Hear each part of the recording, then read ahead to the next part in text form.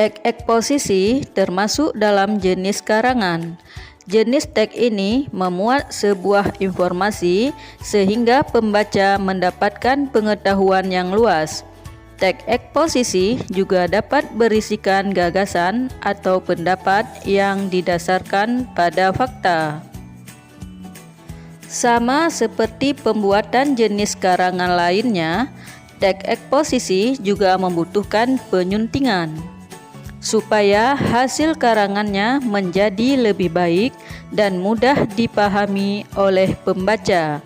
Maka dari itu, proses penyuntingan sangat penting dilakukan sebelum teks diterbitkan.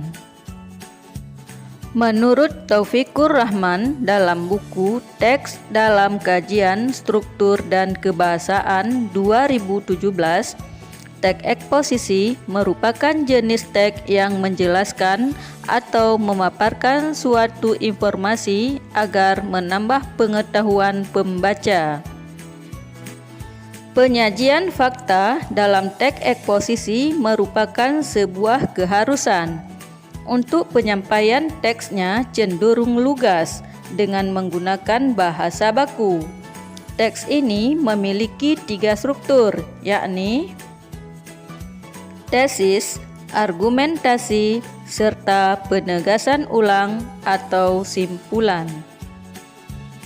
Menyunting adalah langkah yang dilakukan setelah menulis teks, bertujuan untuk menghasilkan karya tulisan yang lebih baik. Saat menyunting teks eksposisi, ada 3 aspek yang harus diperhatikan, yaitu yang pertama, aspek isi. Artinya, isi teks eksposisi haruslah memuat argumen yang lugas dengan fakta yang lengkap.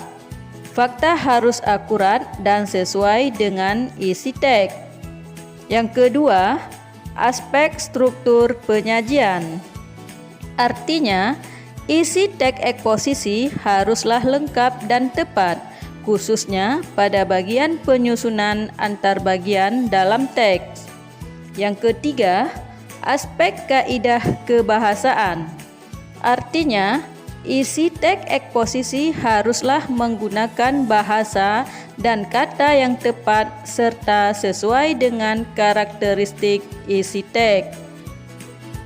Lalu, bagaimana langkah-langkah menyunting teks eksposisi?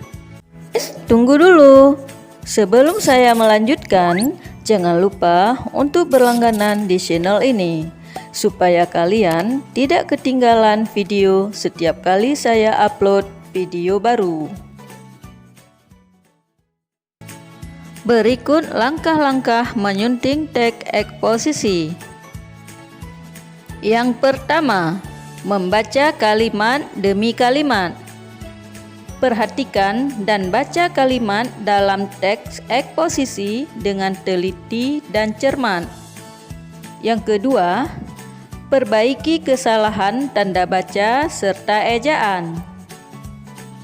Setelah membaca kalimat per kalimat, perhatikan tanda baca yang digunakan dalam teks.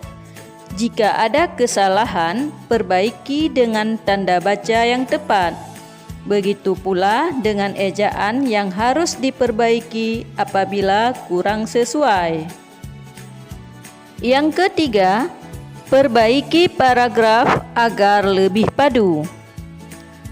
Perbaiki dan susun paragraf agar menjadi lebih padu. Perhatikan susunan atau urutan paragraf agar lebih sesuai dan teratur. Yang keempat, klasifikasikan teks.